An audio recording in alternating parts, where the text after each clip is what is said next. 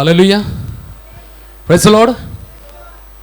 मैं परमेश्वर के नाम को फिर से एक बार धन्यवाद देना चाहता हूँ। फिर से एक बार उस महान परमेश्वर का सानिध्य में आकर आज उपवास का साथ परमेश्वर का आराधना करने के लिए परमेश्वर ने आपको और मुझे एक बहुमूल्य अवसर प्रभु ने दिया।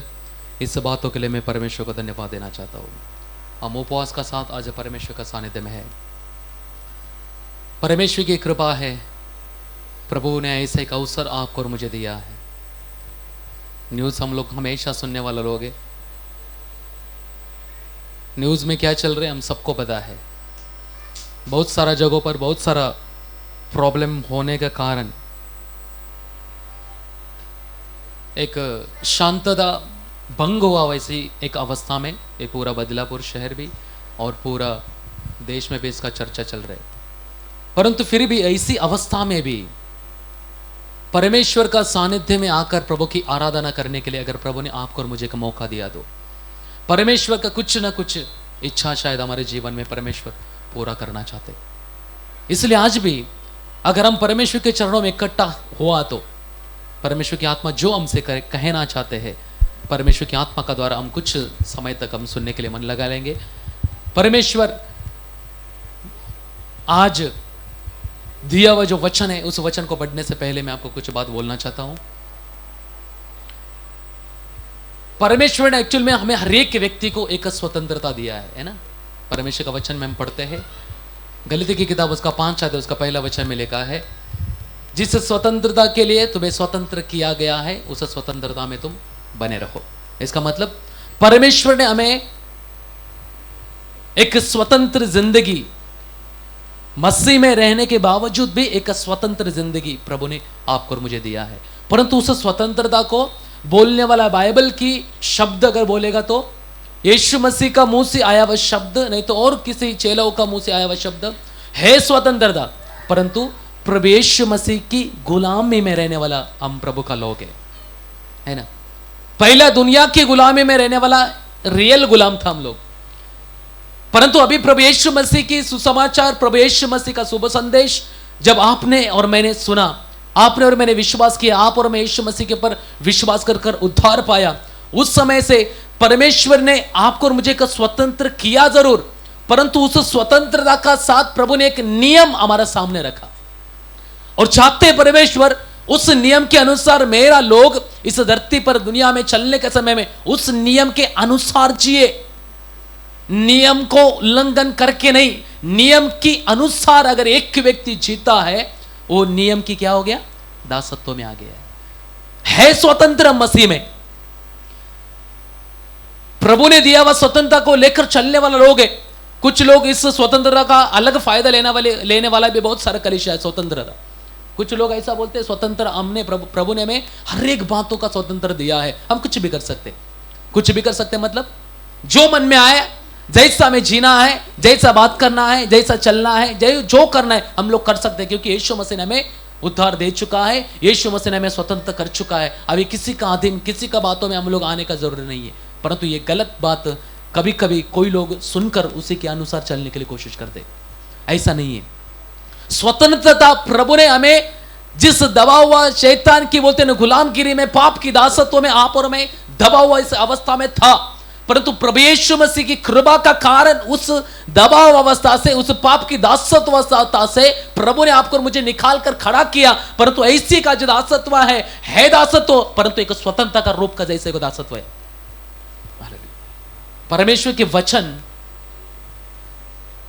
लेकर चलना, नहीं तो परमेश्वर के वचन के अनुसार जीना। प्रभु इसका अलावा मसीह लोगों से कोई और चीज नहीं चाहता।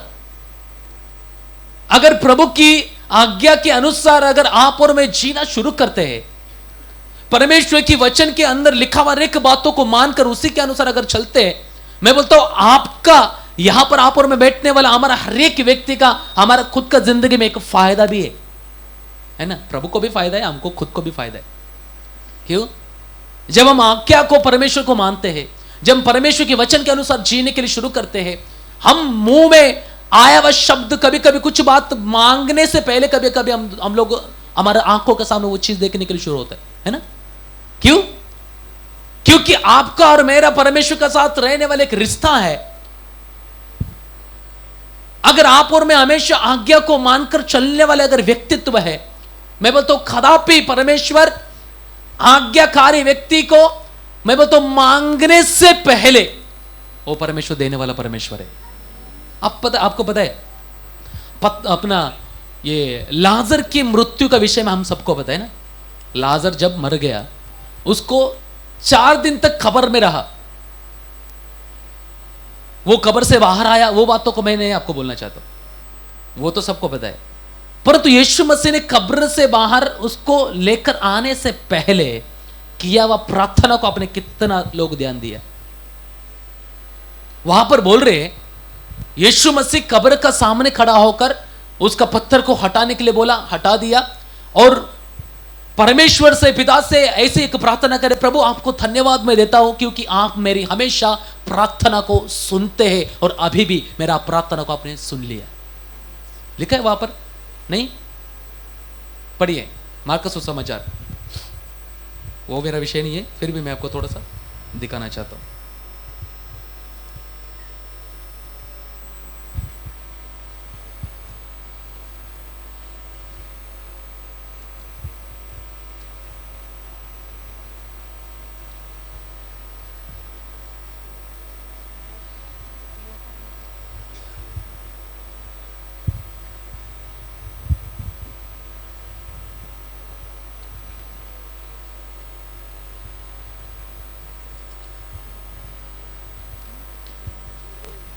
यूहन्ना में लिखा है कि यूहन्ना 11 अध्याय,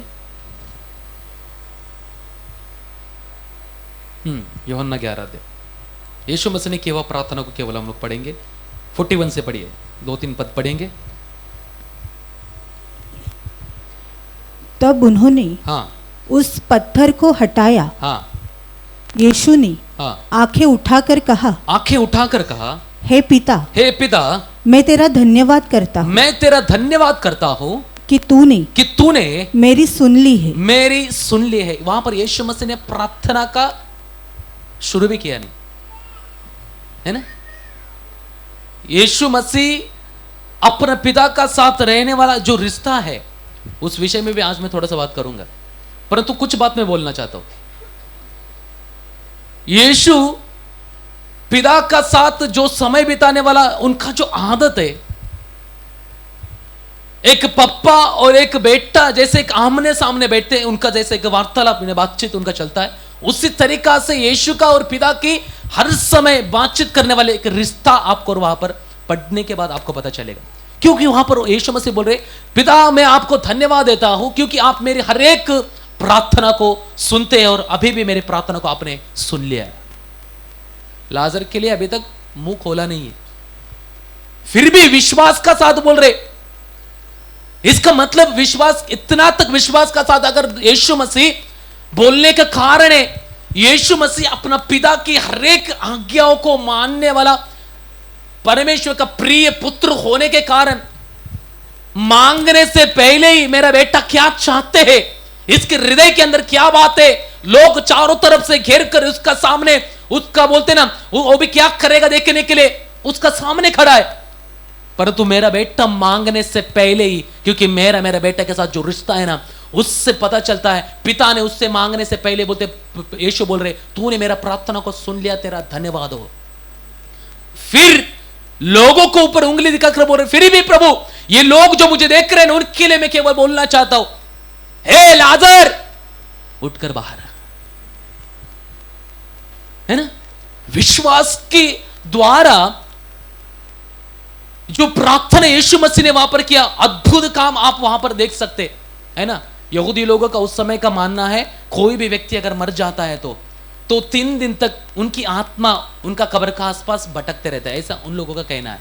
उस समय में यहूदी लोगों का कुछ झुंड है, कुछ बोलते ना रब्बी ने तो कोई तो और लोग, उनका ऐसा कहना है एक व्यक्ति जब मर जाता है तो उसकी आत्मा 3 दिन तक बोलते कब्र का आसपास घूमते रहते, भटकते रहते, ऐसा बोलते। इसलिए इनकी जो चरित्र, इनका जो सोच है, उनका जो विचार है, उनको भी यीशु मसीह ने पलटी करने के लिए 3 दिन बाद नहीं ये लाजर को उठाया, 4 दिन होने के लिए दिया, जानबूझकर 4 दिन होने दो। 4 दिन होने के बाद फिर मरकर ऐसा उसका बहन को लग रहा है अभी मरकर सड़ा होगा, उसका स्मेल आता होगा, अभी गुरुजी अभी अभी मत खोलो उस द्वार को। परंतु यीशु मसीह ने उसको बोला तू विश्वास करेगी तू तो परमेश्वर का महिमा को देखेगी। हालेलुया।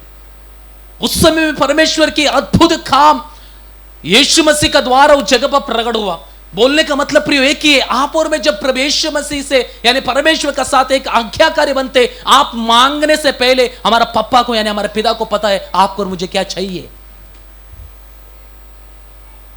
यही बात है, हम परमेश्वर से पाया हुआ कुछ बात जो स्वतंत्रता आपको और मुझे प्रभु ने दिया है, आपको और मुझे प्रभु ने पाप से छुड़ाकर जिस जगह पर प्रभु ने आपको और मुझे खड़ा किया है, उस पाप से रहित यानी पाप से दूर होकर एक अच्छा जिंदगी जीने के लिए नियम के अनुसार विश्वासी लोग इन दिनों में तैयार होना चाहिए। हालेलुया। क्योंकि वही नियम को अगर स्वतंत्र किया तो नियम को भी ना पालने वाला भी कुछ लोग है। अभी स्वतंत्र किया ना, अभी क्या नियम हर एक बातों में प्रभु का दास हमेशा बोलते हैं ना, हर जगह पे जाओ नियम है ना। स्वतंत्र किया है फिर भी बोलेगा नियम है। ऐसे परमेश्वर की वचन को सुनने वाला कलीसिया हमारे लिए भी हर एक बातों में प्रभु ने स्वतंत्र किया तो भी आपके और मेरे लिए नियम है। उस नियम के अनुसार जब आप और मैं चलना शुरू करेगा, परमेश्वर की कुछ आशीष आत्मीय, भौतिक और शारीरिक हर एक आशीष की द्वार परमेश्वर आपके लिए और मेरे लिए खोल के देगा। आज की चिंता के लिए एक वचन पढ़ेंगे हम लोग, प्रेरितों के काम उसका 12 अध्याय उसका 11 वचन पढ़ेंगे, 12 का 11।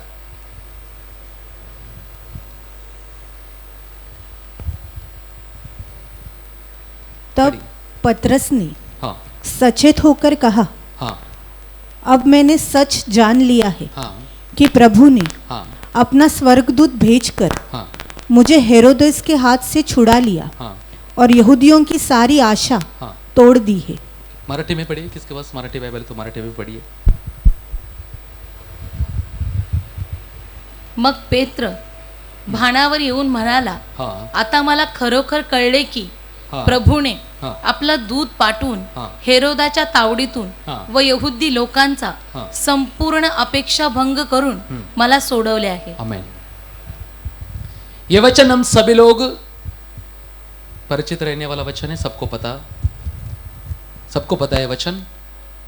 पतरस जिस समय में बंदी गृह में रहने वाला जो अवस्था उनके ऊपर आया, उस समय में पतरस के साथ हुआ हर एक बात आप इस 12 अध्याय आप इस शुरुआत से पढ़ सकते। 11 वचन तक, 11 वचन जो हम लोगों ने पढ़ा, पतरस को हेरोदस के हाथों से छुटकारा यानी छुड़ाने वाला एक बात वहां पर आपको पढ़ने के लिए मिलेगा। परंतु एक साधारण रीति से एक छुटकारा नहीं तो फिर एक छुड़ावत वहां से हुआ नहीं है। पतरस बोलेगा तो परमेश्वर का दास है, प्रभु मसीह का चेला है, सारा चेलाओं में से प्रधान चेलाओं में से सारी चेलाओं में से प्रधान है चेला पतरस। तो पतरस यूहन्ना उन्होंने किया वह सुश्रूषा, उन्होंने किया वह जो भी बात है उसका कारण शायद उनको बंदी बनाकर पतरस याकूब और यूहन्ना को सभास्थान में लेकर आया, हेरोदेस का सामने खड़ा किया। हेरोदेस का सामने खड़ा करने के बाद हेरोदेस ने उसका अंदर एक ऐसी का स्वभाव है, उसका दादा परदादा कौन है पता नहीं, परंतु उसका एक स्वभाव है, क्योंकि उसका परदादा या फिर दादा उसका ऐसा एक स्वभाव था, जब तक तलवार से किसी व्यक्ति को काटेगा नहीं तब तक उसके हृदय को शांति नहीं है।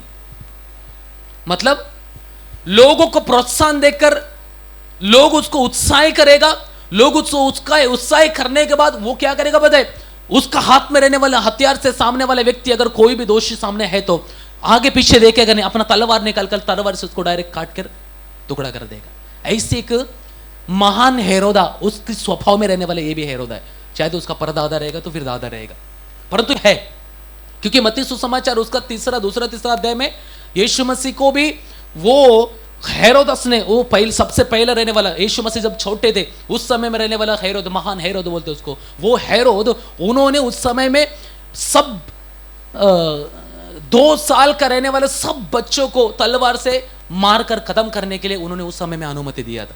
ऐसी स्वभाव रहने वाला ये भी एक व्यक्ति है हेरोद। परंतु पतरस को इस व्यक्ति के हाथों से छुटकारा मिलना बोलेगा तो एक असंभव बात है, एक असाधारण। क्यों? क्योंकि हेरोद उस समय का बोलते ना एक राजा है, और उसका जेल में रहने वाला कोई भी कैदी कदापि जेल खाने से ऐसे ही छुड़कर बाहर आ नहीं सकता। इतना तक नियंत्रण, उतना तक बोलते ना सिक्योरिटी के साथ रहने वाला वो जेल है। परंतु उसी जेल के विषय में पतरस का जीवन में जो हुआ बात आज हम लोगों ने वहां पर पढ़ा। पतरस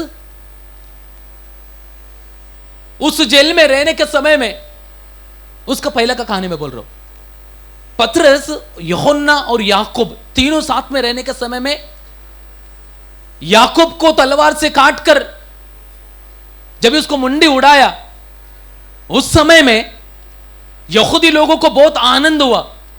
किसको मारा करके? तलवार से मारा। उस समय में यहूदी लोग, उनका वो रब्बी लोग जो है, उन समय लोगों का ऐसे विचार है, तलवार से काटना मतलब सबसे निंदास्पद मृत्यु, निंदास्पद, सबसे निंदास्पद तलवार से काटना। तो तलवार से जब काटा गया, सारा यहूदी लोग बहुत खुश हो गया। क्यों? इनका साथ ऐसे होना चाहिए। ये लोग बहुत उड़ी मारने वाले, ये लोग यीशु यीशु करने वाले, ये लोग ऐसा करने वाला, ये लोग कहां पर भी जाएगा कुछ भी करेगा, ये लोग मानता नहीं सुनता नहीं, ऐसा बहुत सारा क्रोध उनका अंदर था। और हेरोदस ने उनका साथ जो किया उनको बहुत अच्छा लगा, उनका साथ ऐसे ही होना चाहिए करके। परंतु जब मुंडी काटा उसका बाद पतरस को उठाकर कहां पर रख दिया? जेल में। पतरस जेल में। अभी इस जेल की कहानी ऐसा हो गया, हम लोगों ने वचन में पढ़ा, दो व्यक्ति से पतरस को परमेश्वर ने बचाया करके पतरस लेकर किस तरीका से निकला, कौन सी अवस्था से बाहर आया, किस अवस्था में पड़ा था, एक असंभव, एक असाधारण बात था। परंतु मैं अभी इस अवस्था से अगर बाहर आया तो ये अभी मुझे पता चल रहे, सच में यहोवा परमेश्वर ने अपना दूत, प्रभु मसीह ने अपना दूत को मेरे लिए भेजा, और उस दूत ने मुझे इस जेल की बोलते ना तहखाने जैसी इस जेल से मुझे बाहर निकाल कर लेकर आया। हालेलुया। उस समय पतरस की अवस्था को थोड़ा सा देखना। बोल रहे वहां पर हेरोदस के भी हाथों से छुड़ाया। उसका बात जो लोग मेरा अपेक्षा, उनका जो अपेक्षा था, उनका हृदय का जो उत्साह वो देने वाला जो बात था, उस अपेक्षा को भी यीशु मसीह ने भंग कर दिया। हेरोदस का हाथ से छुटकारा होना मतलब असंभव है, परंतु कैसा मेरा छुटकारा हुआ, कैसा मुझे प्रभु ने निकाला, ये बातों को सोच सोच कर आखिर में परमेश्वर को सच में ये परमेश्वर का दास धन्यवाद देते हुए बोलने लगा, सच में मेरा यहोवा परमेश्वर ने आश्चर्य रीति से प्रभु ने मुझे इस अवस्था से परमेश्वर ने मुझे निकाल कर बाहर लेकर आया। हालेलुया। मैं सुबह एक इस वचन को मैं पढ़ने के समय में वहां पर लिखा है क्या, देखो जरा, फिर से पढ़ेंगे वो वचन, 11 वचन पढ़ेंगे, 12 का 11। तब पतरस ने हाँ सचेत होकर कहा, हाँ, अब मैंने सच जान लिया है, अब मैंने सच जान लिया है कि प्रभु ने अपना स्वर्गदूत भेजकर मुझे हेरोदेस के हाथ से छुड़ा लिया। वो हाथ से जो शब्द लिखा है उसमें इतना बोलते ना ये नहीं है। आप वही शब्द मराठी में पढ़ो, जिसको अगर मराठी समझ में आता है तो मराठी में वो शब्द लिखा है तावडेतून। किसको समझ रहे? कोई समझ रहे क्या? कोई मराठी समझने वाला है तो, अगर कोई मराठी समझने वाला है तो उसको समझ में आएगा, नहीं तो हाथ से छुड़ाया बोलेगा तो वो नॉर्मल शब्द है, हाथ से छुड़ाया। परंतु बोलते ना ऐसी अवस्था में उसको पकड़ के रखा है, उसको उसका हाथ से कोई छुड़ा नहीं सकता। परंतु बोल रहे वो शब्द मराठी में जो वापरा है ना, एकदम एग्जैक्टली शब्द है। अगर मराठी लोग यहाँ पर बैठे उनको समझ में आएगा तावडेतून का मतलब क्या है ना? कोणाला माहिती आहे तावडेतून? मराठी कोणी आहे का इथं? नाही आहे ना? माहिती आहे ना? एखादा तावडीत सापडला, त्याचा जोपर्यंत त्याला सुट्टी नाही तोपर्यंत, है ना? मतलब उसका हाथ से छूट नहीं सकता, ऐसे एक शब्द वहां पर पतरस लिख रहे, परमेश्वर ने उसका हाथ से मुझे इस तरीका से छुड़ाया क्यों, ऐसे एक सवाल शायद पतरस के हृदय के अंदर आया होगा। परमेश्वर ने हेरोदोस के हाथों से मुझे अगर छुड़ाया तो परमेश्वर ने किस तरीका से मेरे जीवन में काम किया, इसका पीछे क्या कारण है।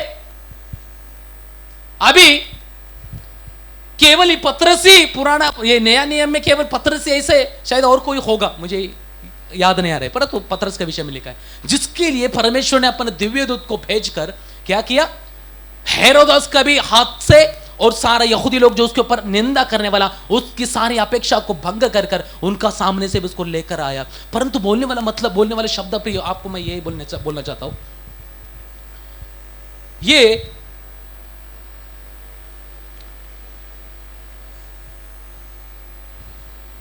उसका हाथों से, मराठी में लिखा है तावडेतून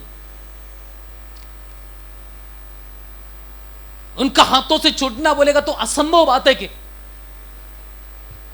परंतु असंभव को भी संभव करने वाला वहां पर एक अद्भुत बात परमेश्वर के दिव्य दूत के द्वारा हो गया। ये तो नया नियम में, पुराना नियम में ऐसी कई उदाहरण आपको मिलेगा कि परमेश्वर का दूत ने अपना लोगों को किस तरीका से बचाया और किसके लिए परमेश्वर अपना दूत को भेजता है। आपको पता है यीशु मसीह जब गत्समन बागीचा के अंदर था, यीशु मसीह की आखिरी घड़ी, ध्यान देना, वहां पर लिखा है पतरस का सामने सारा जो लोग यीशु मसीह को पकड़ने के लिए आया, एक व्यक्ति ने उसके ऊपर हमला कर दिया, यीशु मसीह को पकड़ने के लिए आगे आया, तुरंत पतरस ने अपना साइड में रहने वाला चाकू निकालकर एक व्यक्ति का कान भी काट दिया। मतलब वहां पर एक ऐसी का घटना हो गया।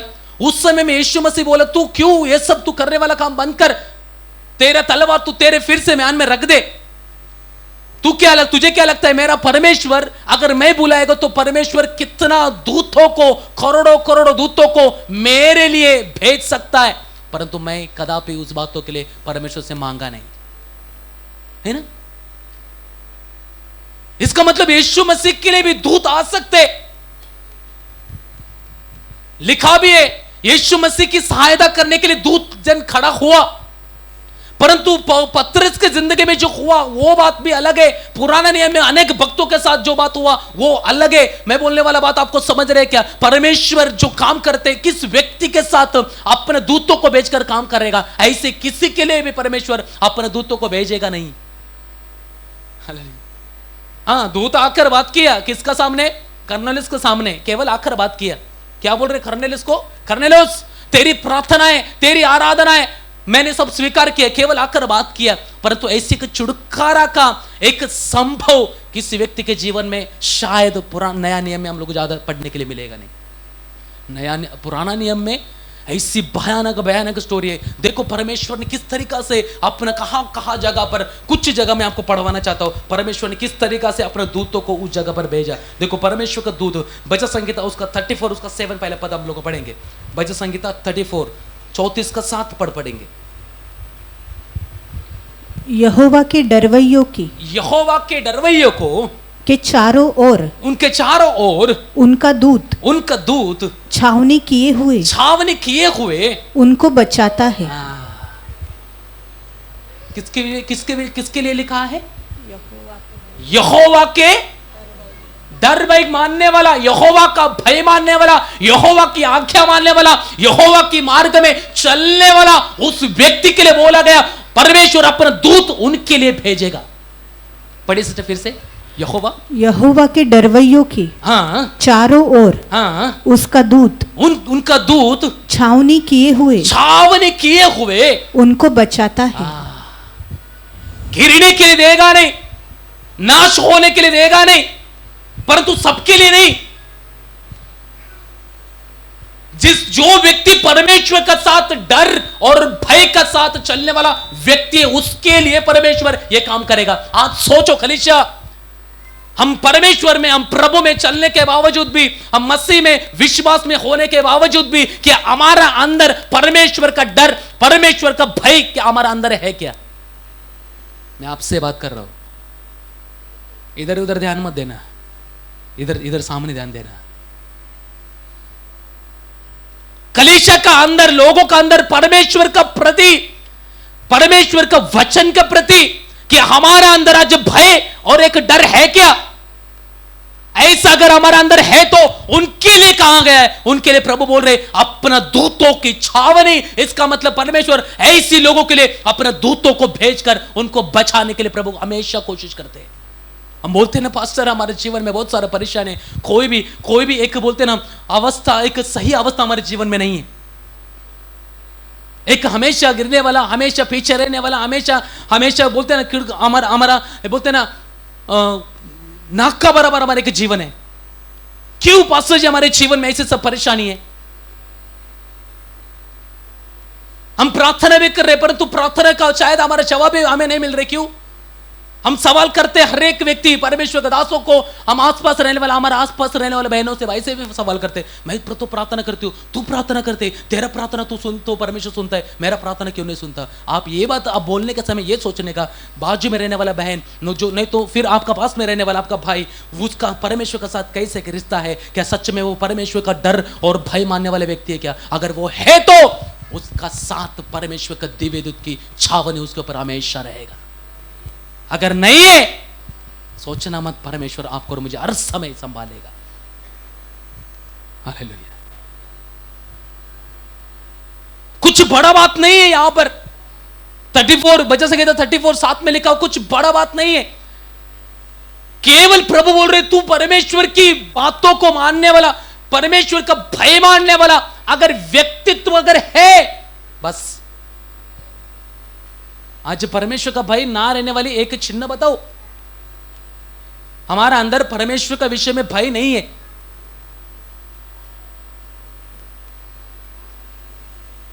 हमारा पहले परमेश्वर का साथ रहने वाला प्रार्थना, हमारा पहला परमेश्वर का साथ रहने वाला रिलेशन, हमारा पहला परमेश्वर का साथ आना जाना, हर एक बात आज अगर कम हो गया, समझने का हमारा अंदर परमेश्वर का भी भय भी कम हो गया।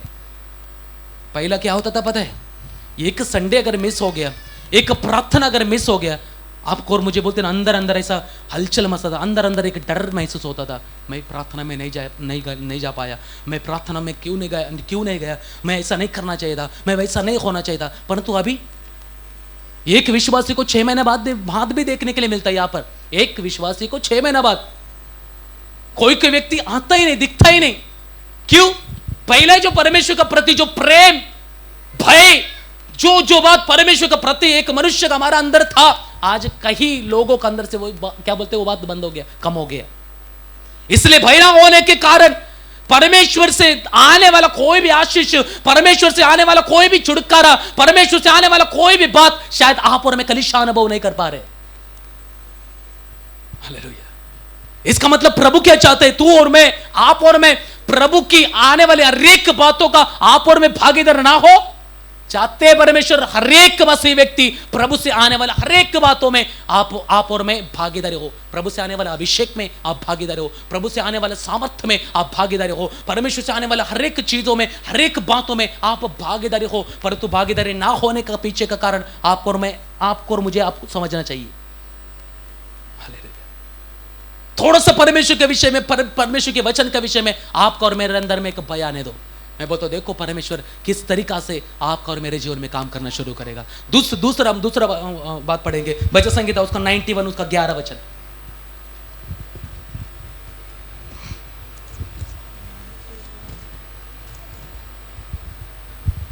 क्योंकि वह अपने दूतों को तेरे निमित्त आज्ञा देगा की जहाँ कहीं तू जाए वे तेरी रक्षा करे। मराठीमध्ये वाचा जरा 91 11 91 11। कारण तुझ्या सर्व मार्गात तुझे रक्षण करण्याची तुझ्याविषयी तो आपल्या दिव्य दूतांना आज्ञा दे। यहाँ पर ऐसे ही हुआ ना, पतरस का साथ भी ऐसे ही हुआ। फिर से पढ़िए, फिर से मराठी। हाँ, कारण तुझ्या सर्व मार्गात तुझे रक्षण करण्याची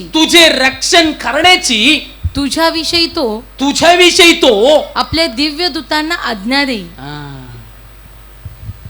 परमेश्वर क्या करेगा, अपने दिव्य दूत को आज्ञा देगा, पतरस के लिए आज्ञा दे दे, जा मेरा पतरस मेरा दास है, मेरा सेवक करने वाला मेरा दास है, कलीसिया में सभा में खड़ा होकर संदेश देने के समय में लोग पकड़ कर लेकर आया, जा वो मेरा सच्चा परमेश्वर का दास है और उसका द्वारा मैं इस धरती पर अपनी महिमा को प्रकट करने वाला हूं। परंतु बंदी बनाया अवस्था में उसको छुड़ा कर बाहर लेकर आ, परमेश्वर ने आज्ञा दिया।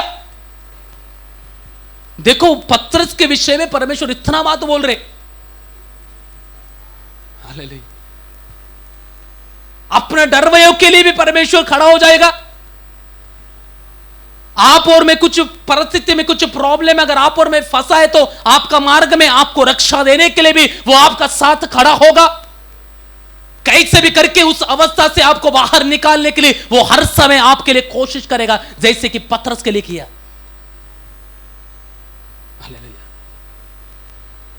पतरस के विषय में मैं अभी कुछ बात बोलना चाहता हूं। पतरस को परमेश्वर ने अपना दिव्य दूत भेजकर अगर वहां से बाहर लेकर आया, उसको पता नहीं है, पतरस बोल रहे मुझे नहीं पता परमेश्वर सच में मुझे बाहर लेकर आ रहे, सोच ऐसा है मैं एक सपना नहीं तो मैं दर्शन देख रहा हूं, उसको ऐसा लग रहा है। परंतु एक्चुअल में परमेश्वर उसको एक एक द्वार से, एक एक बातों से बाहर निकालकर मेन डोर का सामने से भी उसको क्रॉस कर दिया, जो बोलते ना लोहा का दरवाजा, सबसे बड़ा लोहा का दरवाजा, उससे भी पार करवाया। उस समय में उसको सोच आया, उसको बोलते ना शुद्ध में, वो सुबोध में आकर उसको पता चला, नहीं मैं कोई दर्शन नहीं तो मेरा कोई सपना नहीं है, सच में मेरा परमेश्वर ने मेरे लिए अपना दूतों को भेजा है और मुझे यहां से बाहर निकाला है। सच मैं पतरस के विषय में सोचने लगा, मैं बोला पतरस के लिए परमेश्वर इतना क्यों? ठीक है, परमेश्वर ने उसको कुछ अलग बात परमेश्वर उसको प्रकट किया है, उसका द्वारा परमेश्वर ने एक सेवक है, बहुत बड़े एक सेवक है परमेश्वर ने रखा है। जैसा हम लोग मत्ती सुसमाचार में लिखा है क्या, वहां पर 16 का मत्ती सुसमाचार 16 अध्याय में लिखा है क्या, देखो वहां पर लिखा है पतरस के विषय में, उसको वहां पर लिखा है ऐसा, लहू और मांस ने तुझे चीज नहीं प्रकट किया है। मत्ती सुसमाचार बराबर 16 अध्याय कौन सा वचन में, 17 से पढ़िए जरा फटाफट। यीशु ने उसको उत्तर दिया, हाँ हे शमोन, हाँ योना के पुत्र, हाँ तू धन्य है, हाँ क्योंकि मांस और लहू ने हाँ नहीं, हाँ परंतु मेरे पिता ने हाँ जो स्वर्ग में है हाँ ये बातें तुझ पर प्रकट की। बस आगे नीचे एक शब्द लिखा है, वो अधिकार जो प्रभु ने उसको दिया, वो अधिकार पढ़िए। और मैं भी तुझसे कहता हूँ, हाँ मैं भी तुझसे कहता हूँ कि तू पतरस है, तू पतरस है, और मैं इस पत्थर पर अपनी कलीसिया बनाऊंगा, अपनी कलीसिया बनाऊंगा। पतरस का विषय में प्रभु यीशु मसीह ने भविष्यवाणी किया हुआ शब्द है, इस पत्थर के ऊपर मैं अपनी कलीसिया बनाऊंगा। इतना बड़ा बात पतरस के विषय कहा, इसीलिए मैं नहीं बोल रहा हूं। पतरस को प्रभु ने क्या किया, दिव्य दूत भेजकर जंगल की कैद में से उसको चुराकर बाहर लेकर आया। मैं केवल इसी बातों के लिए नहीं बोल रहा हूं, इससे भी बड़ा पतरस ने किया हुआ एक उसकी जिंदगी में एक त्याग है। हालेलुया। अब सोचो पतरस का परिवार है कि नहीं, पतरस का परिवार है ना, पतरस का सास है, मतलब उसका पत्नी भी, उसका बच्चा भी होगा। पतरस का परिवार जब वो साथ में रहता था, जब वो प्रभु के ऊपर विश्वास करने से पहले की कुछ कहानी मैं आपको बोलना चाहता हूं, सब लोग ध्यान देकर सुनना। मैंने थोड़ा इमेजिन करके मैंने उसको बढ़ाया, आप थोड़ा सा ध्यान देकर सुनना। प्रभु यीशु मसीह को जानने से पहले, नहीं तो फिर उसके ऊपर विश्वास करने से पहले कोई भी मुलाकात उनका हुआ नहीं। उस दिन की पहला दिन को मैं लेकर जाना चाहता हूं। मतलब कल यीशु मसीह का पतरस के साथ मुलाकात हो गया, उसका पहला रात, क्योंकि वो लोग मच्छी पकड़ने वाला समय कौन सा है पता है, वो रात में मच्छी पकड़ते है ना, बराबर ना, रात में मच्छी पकड़ते। इसलिए यीशु मसीह ने पूछा था, वो उन्होंने वही बोला रात में। तो रात में पतरस मच्छी पकड़ने के लिए अपना जाला, अपना सब चीज उठाकर चला गया समुद्र की ओर। घर से जाने के समय में उसका शायद एक बेटा रहेगा, उस बेटा ने उसको पप्पा से अच्छा से पास आकर पापा से पूछा, पापा आप मच्छी पकड़ने के लिए जा रहे? पापा ने बोला हाँ मैं मच्छी पकड़ने के लिए जा रहा हूं। ठीक है, आप सुबह आएंगे ना अभी? तो सुबह आने के समय मुझे कुछ तो लेकर आना खाने के लिए, खाने वाला चीज़। एक्चुअली मैं ये जो बोलने वाली चीज़ है ना, मैं मेरा बेटा को छोटा, मेरे इमू को मैं स्टोरी के रूप में मैं उसको बोलता हूँ। मैं आज आपको बोलने के लिए ये पीछे का मतलब है, मैं उसको स्टोरी के रूप में बोलता हूँ। आज आपको भी स्टोरी बोल रहा हूँ मैं। तो पतरस का बेटा शायद उसका पास आकर, पापा कल आप आएगा, मुझे पता है आने के समय में ना कुछ तो आप खाने के लिए मुझे लेकर आना। तो पापा बोला पतरस ठीक है मैं कुछ तो लेकर आएगा। चला गया, रात भर मच्छी पकड़ने के लिए शुरू किया। जहां जहां उसको जाना है, जहां जहां पर उसको मच्छी पकड़ने का पता है, सब जगह पर जाके वहां पर मच्छी पकड़ने के लिए कोशिश किया। परंतु पूरा रात कुछ भी मेहनत करके भी कुछ भी हासिल नहीं हो, मतलब एक मच्छी भी मिला नहीं। ऐसी परिस्थिति उस समय में शायद पहली बार पतरस की जिंदगी में हुआ होगा। रात भर मेहनत किया, कुछ भी नहीं मिला। आखिर में सुबह हो गया। यहां पर ध्यान देना, सुबह होने के बाद अपना जाला को साइड का किनारे में धोने के लिए कोशिश किया, धोने के लिए शुरू किया। धो रहे अभी जाने का समय, अभी कुछ मिला नहीं तो अभी घर पे जाएगा। उसी वक्त यीशु मसीह उस जगह पर आकर चिल्लाकर बोलने लगा, जाला को कौन सा जगह में डालो? दाहिनी ओर, बराबर ना? दाहिनी से ना, हिंदी मेरा थोड़ा कच्चा है, थोड़ा संभाल के लेना। हाँ। जहाज को जाला को कौन सा जगह में डालो? दाहिनी ओर। और थोड़ा सा आगे लेके जाओ, उधर ही नहीं, थोड़ा आगे लेके जाके दाहिनी ओर तुम डालो, ताकि वहां पर तुम्हें मच्छी मिल जाएगा।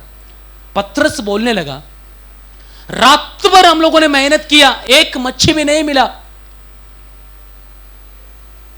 आपसे बढ़कर मुझे पता है कौन सा जगह में कौन सा मच्छी मिलेगा, कहां पर जाएगा, तो कितना गहरा पानी है।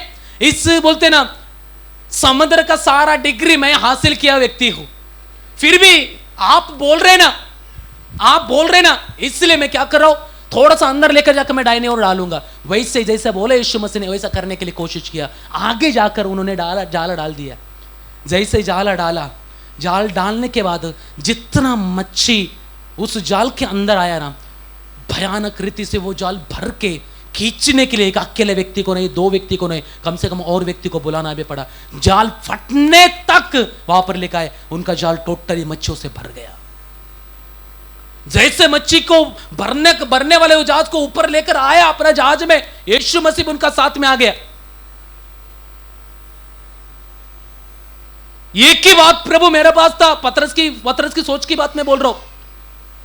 मेरे पास कोई नॉलेज नहीं, तो कोई दुनिया की जो शिक्षा है उसका कोई भी नॉलेज मुझे था नहीं पहले से, परंतु एक चीज का मुझे अभी तक नॉलेज था। कौन सा? इस समंदर के विषय में, इसका हर एक मच्छी का विषय में, इसका लंबाई चौड़ाई कुछ भी पूछो, मुझे हर एक बातों का अच्छा से ज्ञान था। परंतु आज यीशु मसीह उस जगह पर प्रकट होने के बाद उसका उतना ज्ञान भी यीशु मसीह ने क्या किया? शून्य बना दिया। क्या किया? क्यों? रात भर मेहनत किया, मुझे पता है कहां पर मच्छी मिलता है, मुझे पता है, सब कुछ पता है, तो भी रात भर मिला नहीं। परंतु यीशु मसीह का एक शब्द का कारण उन्होंने क्या किया? जाल को फेंका भी। इतना मच्छी जिंदगी में शायद कभी इतना अलग अलग टाइप का मच्छी उन्होंने देखा नहीं, इतना अलग अलग टाइप का उस समय मच्छी उन्होंने पकड़ा। तुरंत यीशु मसीह के सामने अपना घुटना टेक कर बोलने लगा, यीशु मैं पापी हूं, आप मुझसे दूर चले जाओ। यीशु मसीह ने बोला, आज से तू मच्छी पकड़ने वाला नहीं, मैं आज से तुझे मनुष्य पकड़ने वाला बनाऊंगा। पतरस की इस बातों को यीशु मसीह के इस शब्द को सुनकर पतरस का हृदय के अंदर ऐसी एक भावना आ गया। अपना हाथ में रहने वाला जाला, अपना हाथ में रहने वाला जहाज, अपने साथ में रहने वाला सारा लोग, सबको छोड़कर यीशु मसीह बोले मेरे पीछे हो ले। पीछे चलने के लिए कोशिश किया। पता नहीं उस दिन यीशु मसीह का साथ उस दिन रहा होगा। शाम आ गया, पप्पा दिन में आने वाला था, पप्पा दिन में आया नहीं। पतरस का बच्चा शायद सोचा होगा शाम को तो आएगा, कभी तो आएगा मेरा पप्पा। जब भी आएगा पप्पा, जैसे मेरा पप्पा आएगा, मेरा पप्पा का हाथ में पहले देखेगा। क्या देखेगा? कुछ लाया क्या मेरा पप्पा ने? पप्पा आया। पप्पा आने के समय में हाथ में जाला भी नहीं है, आने के समय में हाथ में कोई चीज भी नहीं है। बच्चा दूर से ही देख रहे। पप्पा पप्पा को कम देकर अपना पप्पा को दोनों हाथों को देकर किधर मेरे पापा ने छुपाया तो नहीं, इधर नहीं तो उधर को, इधर तो छुपाया तो नहीं, परंतु बिल्कुल भी कोई भी हाथों में उसको चीज दिखाने, आखिर में पप्पा आप मुझे कुछ लाके नहीं लेके नहीं आया।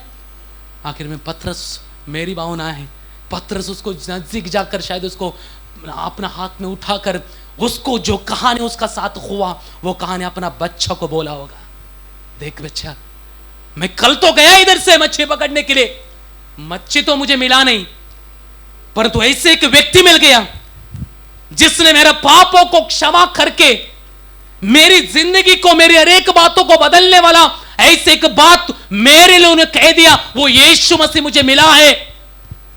देख आज तुझे कुछ खाने के लिए मिला नहीं, ठीक है, परंतु तू बिल्कुल भी चिंता मत करना, कुछ समय के बाद अगर परमेश्वर की इच्छा है तो तुझे आज तू सोचा है ना उससे भी बढ़कर मिलेगा, परंतु आज जो मेरे लिए और मेरा परिवार के लिए हमारे लिए जो मिला है ना वो ही सबसे आज बड़ा है, वो एक ही है, मेरा यीशु मसीह। अपना पत्नी, अपना बच्चा, अपना साथ क्या खाएगा और शाम को क्या पिएगा, उनका जिंदगी कैसा चलेगा, कोई भी चिंता अभी पतरस को है नहीं। एक ही हृदय में सोचे, यीशु मसीह ने मुझे अभी उस बातों से छुड़ा है। प्रभु यीशु मसीह बोले मेरे पीछे हो ले, तुझे मैं मच्छी पकड़ने वाला नहीं, तुझे मैं आज से मनुष्य पकड़ने वाला बनेगा, आज से तू मेरे पीछे हो ले। पीछे होने के लिए चला गया, ये नहीं सोचा मेरा बच्चा भूखा है, मेरा बच्चा कुछ तो मांगने के लिए आएगा, पैसा तो नहीं है, मच्छी पकड़ेगा तो बेचेगा तो पैसा आएगा, ऐसा नहीं तो फिर क्या करेगा घर में जाके, सोचा नहीं।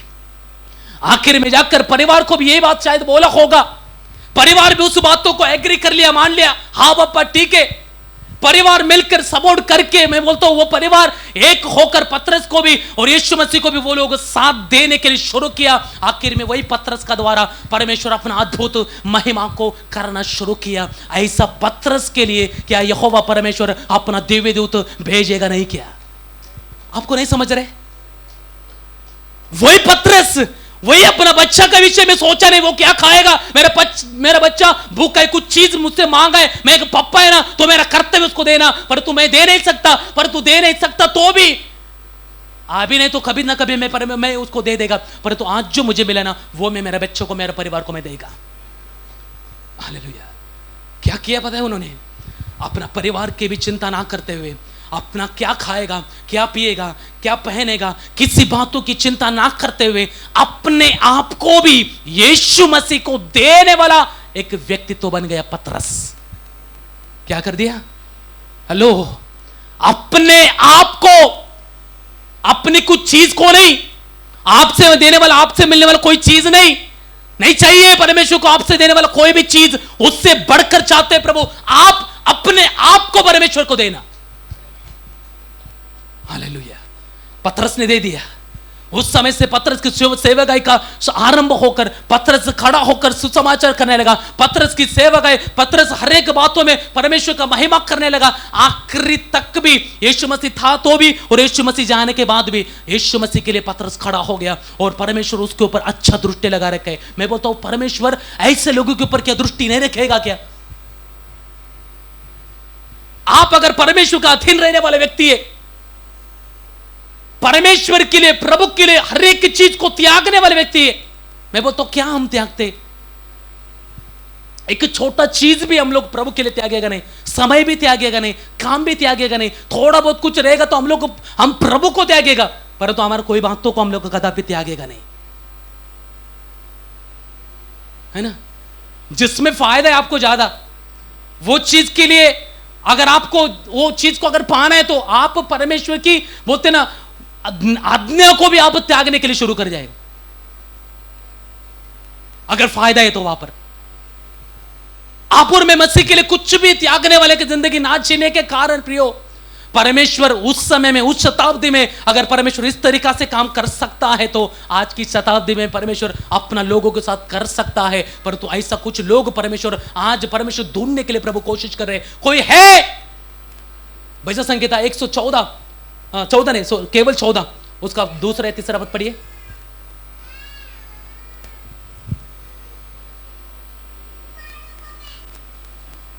मूर्ख ने अपने मन में कहा, कोई परमेश्वर है ही नहीं। हाँ। वे बिगड़ गए। हाँ। उन्होंने घिनौने काम किए हैं। हाँ। कोई सुकर्मी नहीं। हाँ।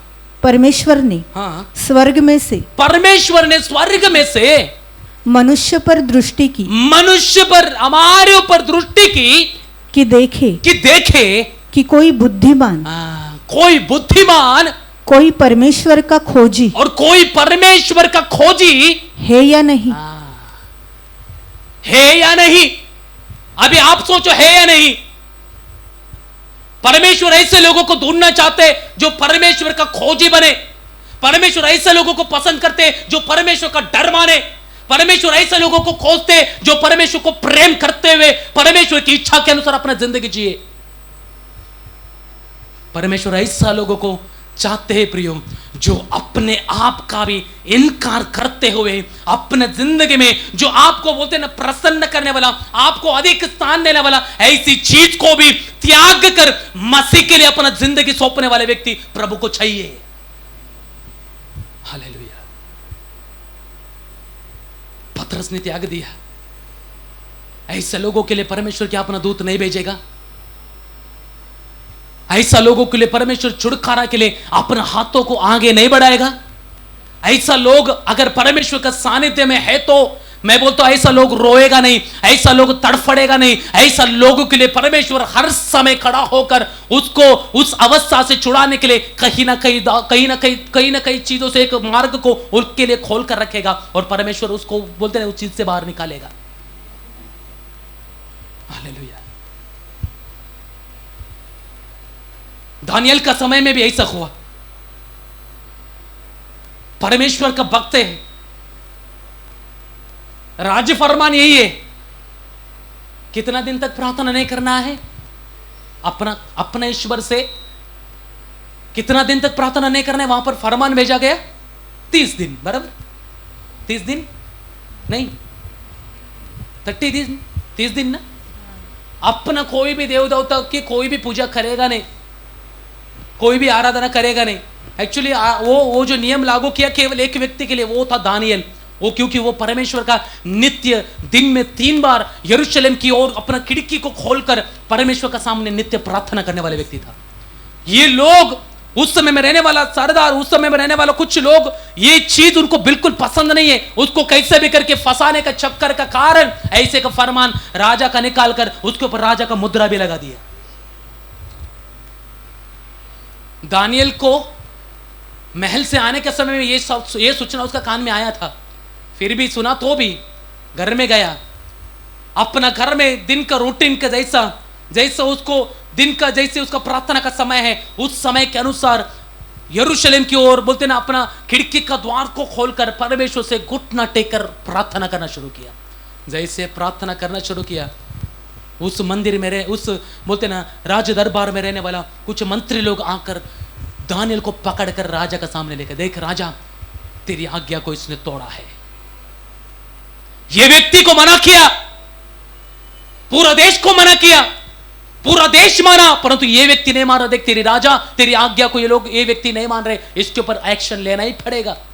आखिर में बोलते ना राजा भी दुखित होकर बोलने लगा, ठीक है, मैं अगर मुद्रा डाला तो होने दो, जैसा होने दो। दानियल का परमेश्वर अगर जिंदा है तो, दानियल का परमेश्वर ही अगर सच्चा परमेश्वर है तो वो छोड़ाएगा उसको। आखिर में कर दिए ये लोगों ने एक गुफा में, जहां पर कई महीनों से कुछ सिंह को खाने के लिए कुछ मांस कुछ भी चीज दिया नहीं, भूखा शेर उस गुफा के अंदर रखा है। उसका अंदर डालेगा करके उसको पकड़कर लेकर गुफा का दरवाजा खोलकर उसको डालकर दुआ का दरवाजा बंद कर दिया। अभी लोग बाहर खड़ा है आवाज सुनने के लिए। किसका? दानियल का आवाज सुनने के लिए। परंतु आपको पता है दानियल की किताब उसका 3रा अध्याय उसका 8 वचन नहीं 6 का 22 रहेगा, 6 का 22। मेरे परमेश्वर ने, देखो वहां पर गुफा में जैसा ही दानियल को डाल दिया गया, दानियल का जिस परमेश्वर के ऊपर बोलते हैं ना विश्वास है, दानियल जिस परमेश्वर के लिए खड़ा हुआ ना, कोई भी गुफा से, कोई भी शेर से ना डरते हुए परमेश्वर ने जो बातों के लिए मुझे चुना है, परमेश्वर का कोई भी बात बोलते ना ये लोगों का सुनकर मैं परमेश्वर से प्रार्थना करना, नहीं तो उसकी उपासना करना मैं छोड़ेगा नहीं, ऐसा बोलकर उन्होंने निर्णय लेकर वो सब काम किया। फिर भी परमेश्वर क्या बोलते बताए दानियल को, हाँ, मेरे परमेश्वर ने अपना दूत भेजकर सिंहों के मुंह को ऐसा बंद कर रखा कि उन्होंने मेरी कुछ भी हानि नहीं की। परमेश्वर ने अपना दूत को दानियल के लिए भेज दिया। मैं बताऊं जो व्यक्ति परमेश्वर के लिए खड़ा होता है उसके लिए परमेश्वर नहीं समझा। जो व्यक्ति परमेश्वर के लिए खड़ा होता है, कोई भी नियम, कोई भी डर, कोई भी चिंता किसी बातों में दानियल को नहीं है। सब बात पता है, मेरे लिए फरमान है, सब पता है, एक गुफा भी है, ये भी पता है, उसके अंदर शेर है, ये भी पता है, कई महीनों से भूख है, सब पता है दानियल को। फिर भी परमेश्वर की आराधना करने के लिए, परमेश्वर की उपासना करने के लिए कोई भी बातों का डर नहीं है। परमेश्वर का दास दानियल को, ऐसा व्यक्ति के लिए परमेश्वर क्या अपना दिव्य दूत को भेजेगा नहीं? भेजेगा परमेश्वर आपकी छुटकारा के लिए, आपको उस अवस्था से बाहर लेकर आने के लिए। अगर आप परमेश्वर के सामने विश्वस्त है तो, आप परमेश्वर के सामने एक सच्चा भक्त है तो, अगर एक अच्छा उपासक अगर परमेश्वर का अगर आप है तो आपके लिए परमेश्वर वो काम कर सकता है। हालेलुया। परंतु देखो आजकल विश्वासी लोग थोड़ा बहुत कुछ प्रॉब्लम हो गया, हम पत्नी से, हम पति से, हम इससे उससे, कितना हम लोग डर के क्या करते, प्रार्थना में आना हम लोग बंद कर देगा, है ना। बाजू वाला ऐसा बोल रहे पास्टर, ये वो लोग ऐसा बोल रहे, हमारे एरिया वाले लोग ऐसा बोल रहे, हमारे इधर का ऐसा बोल रहे, मेरा परिवार वाला ऐसा बोल रहे। कुछ भी आपको बोला तो आप क्या करेगा, उसी का आपको सुनकर उसी के अनुसार आप करने के लिए कोशिश करेगा, है ना। आपका खिलाफ है, देख तू जाएगा ना, देख तेरे साथ ऐसा करेगा, आपका खिलाफ बोला है, पर तो आप क्या करेगा, जो सुना है ना आपने उसी को आप फोकस करेगा। पर तो ये नहीं सोचेगा दानियल जैसा परमेश्वर, दानियल जिस परमेश्वर का आराधना करता था, दानियल को परमेश्वर को छुड़ा सकते हैं, तो ये व्यक्ति, ये बोलते ना छोटा छोटा धमकी देने वाले व्यक्ति से क्या मेरा परमेश्वर मुझे छुड़ा नहीं सकता? हालेलुया। परमेश्वर छुड़ा सकता है। एक बहन को मैं कुछ दिन पहले मैं एक बात किया, मैं बोला तेरा पति तुझे बहुत मारते हैं ना? बोला हाँ। तो तू प्रार्थना, ये तेरा पति तुझे मारता है करके, बहुत सारा सताव करता है करके, तू अगर प्रार्थना छोड़ने का अगर तू निर्णय लिया तो तू तेरा पति तुझे मारना बंद होगा? बोलते नहीं, और मारेगा। तो तुझे पता है तेरा पति प्रार्थना में आएगा तो भी मारेगा, घर में रहेगा तो भी मारेगा। इससे अच्छा बोला प्रार्थना में आकर मार खा। क्या कर? प्रार्थना में आने का, वो अगर बोलेगा तेरे सामने खड़ा होगा, जाने का नहीं, तू पैसे भी करके प्रार्थना में आने का, उसका सुनना नहीं प्रार्थना के विषय में, बाकी सब बातों में उसको सुनने का, बाकी सब बातों में उसका अधीन रहने का, प्रार्थना के विषय में सुनने का नहीं। प्रार्थना के लिए तुझे प्रभु के पास आना ही है, वो कुछ भी बोलने दे। आखिर में आने लगा, मैं बोला अभी कुछ नहीं, अभी थोड़ा ठंडा है।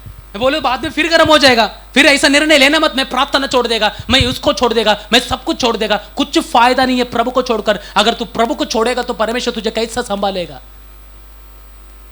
हालेलुया। अगर परमेश्वर आपको मुझे संभालना है तो आपको उसको पर आपका विश्वास उस परमेश्वर के ऊपर पूर्ण निर्भर, आपका विश्वास उसके ऊपर होना चाहिए। वही काम कर सकता है, वही मुझे संभाल सकता है। हालेलुया। पतरस को ये सब बातों का भी अनुभव हो गया। सच में मेरा परमेश्वर ने मुझे असंभव बात से मुझे प्रभु ने मुझे छुटकारा दिया है। अभी एक बात मैं आपको और बोलना चाहता हूं, ऐसे एक व्यक्ति को मैं आपको मिलाना चाहता हूं। पहले ये व्यक्ति जिसका हाथ से बोलते ना कोई छूट नहीं सकता, मतलब जिसका वश से कोई छूट नहीं सकता। वश में बोलूंगा, वश का मतलब उसका बंदी से, नहीं तो आप जो बोलते ना मराठी शब्द तावडीतून, उसका हाथ से कोई छूट नहीं सकता। वो हेरोद के विषय में बोला है। और दूसरा एक व्यक्ति है बाइबल में, ऐसा एक व्यक्ति है जिससे कोई भी व्यक्ति वश में कर नहीं सकता। पहले ही हेरोदेस है, हमारा प्रभु यीशु मसीह जिसके ऊपर हम विश्वास करते, उसकी असाधारण सामर्थ्य की, उसकी असाधारण शक्ति की अगर आपको कुछ चिन्ह अगर आपको देखना है, आप इसमें पढ़ सकते। हेरोद का हाथ को भी ढीला कर दिया। हेरोद की बोलते ना सरदार, हेरोद का हाथ में रहने वाला लोग जितना भी राज्य में जितना भी लोग है, सबको बोलते ना धूल चटाकर परमेश्वर ने क्या किया, पतरस को बाहर से निकालकर बाहर लेकर आया। मतलब उसका वश से कोई छूट नहीं सकता था, परंतु छूट गया। परंतु और एक ऐसे के व्यक्ति जिसको कोई भी वश नहीं कर सकता, कोई मनुष्य उसको वश नहीं कर सकता। ये दोनों असाधारण कार्य साधारण बनाने वाला एक के व्यक्तित्व है हमारे यीशु मसीह, है ना। परमेश्वर ने अपना दूत भेजा, परमेश्वर खुद उस जगह पर, प्रभु यीशु मसीह खुद उस जगह पर विश्वास करता हो, पतरस को छुड़ाने के लिए हाथ को पकड़कर बाहर लेकर आया। हालेलुया। असाधारण काम। एक ऐसा व्यक्ति जिसको कोई मनुष्य वश में नहीं कर सकता, इतना भयानक है वो व्यक्ति, परंतु यीशु मसीह ही उसका सामने खड़ा होने के बाद अपने आप को सरेंडर कर दिया। पता आपको किसको याद आ रहा है, किसका विषय में बोल रहा हूं? एक गनेसरेत ना, वो हिंदी में क्या बोलते मुझे नहीं पता।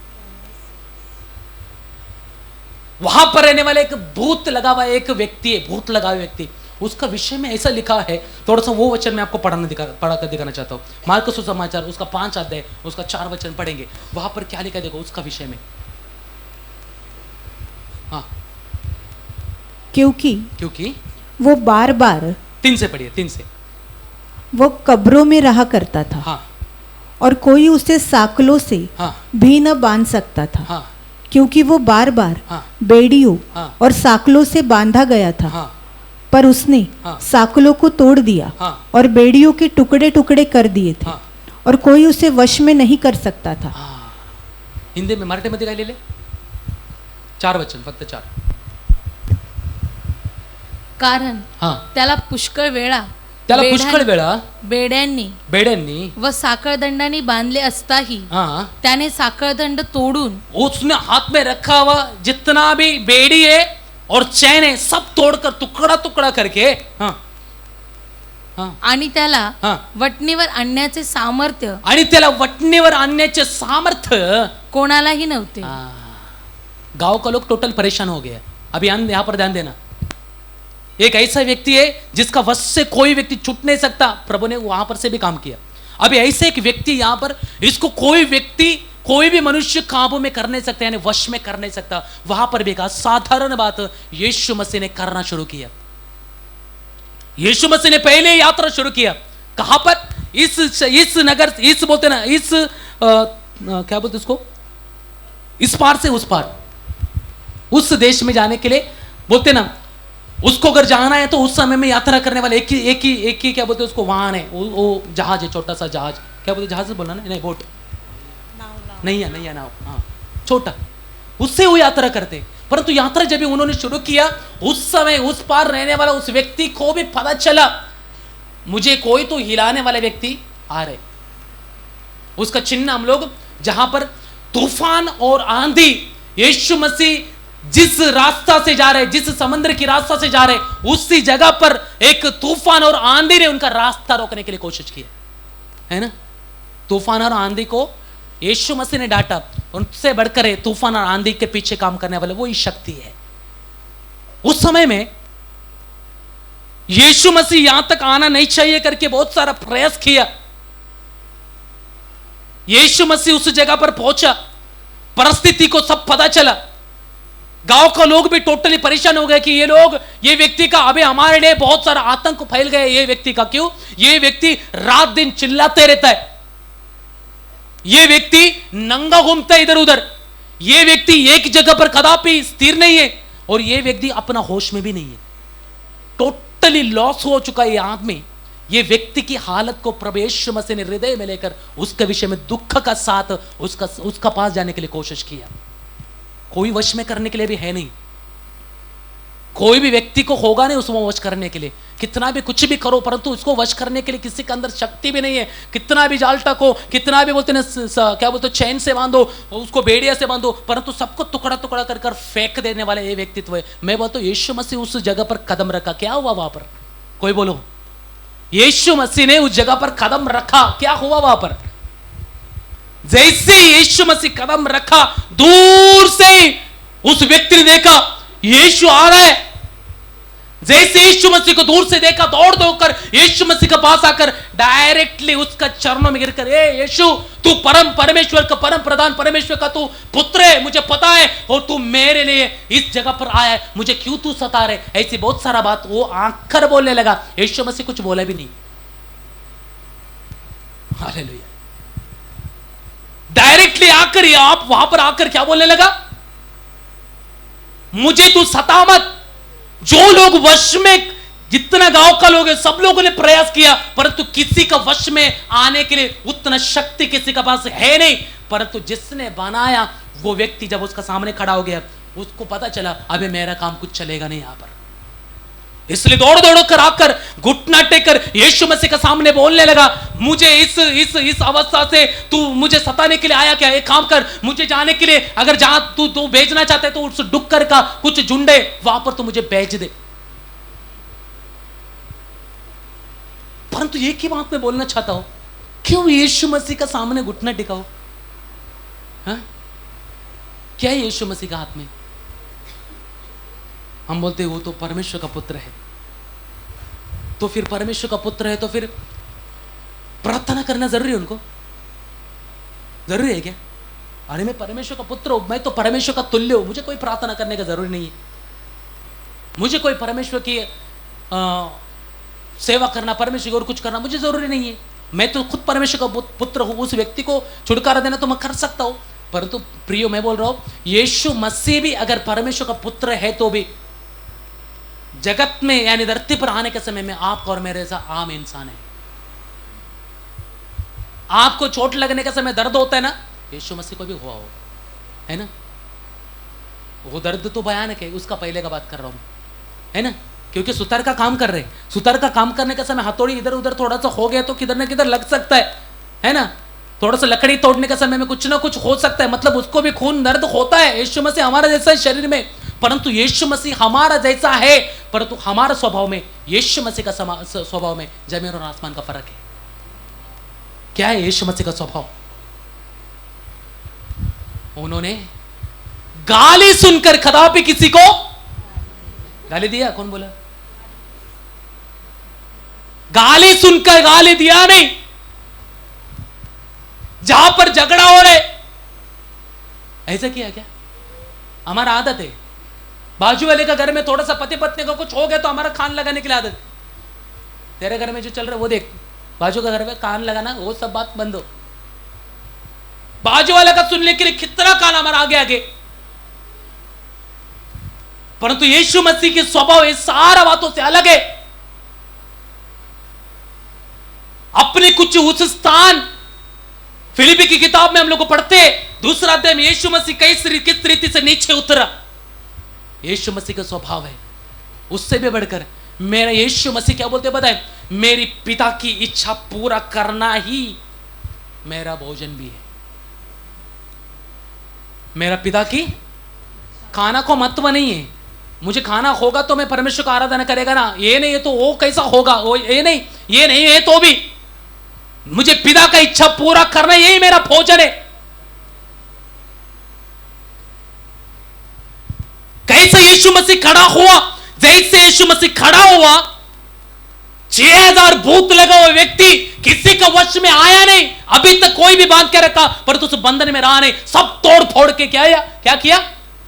सबको भगा दिया, सबको डरा भी दिया, परंतु यीशु मसीह को ना डरा पाया, यीशु मसीह को ना भगा पाया। यीशु मसीह का सामने घुटना टेक कर आप बोलते ना अपना अपना अपना उस बातों के लिए भीख मांगने लगा, क्योंकि पता चला यीशु मसीह जगह पर आया मतलब हमारा जाने का समय भी आ गया है। आप यहां पर है। अभी मैं क्या बात बोल रहा हूं सुनो। यीशु मसीह का अंदर परमेश्वर ने रखा हुआ कुछ विशेष अधिकार है। यीशु मसीह को प्रभु ने दिया हुआ कुछ अधिकार है। तो यीशु मसीह को जो अधिकार दिया, यीशु मसीह क्या कहते हैं, जो व्यक्ति प्रभु यीशु मसीह के ऊपर विश्वास करता है वो अधिकार प्रभु आपको और मुझे भी देगा।